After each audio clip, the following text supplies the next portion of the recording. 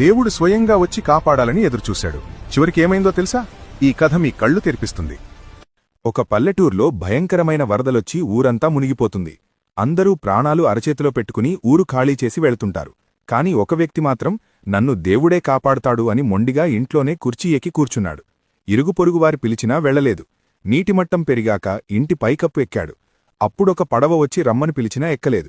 వరద ఉధృతికి ఇల్లు మునిగిపోతుంటే పక్కనే ఉన్న చెట్టు ఎక్కాడు. చివరగా ఒక హెలికాప్టర్ వచ్చి తాడువేసినా నా దేవుడు ఖచ్చితంగా వస్తాడు అని ఎక్కలేదు.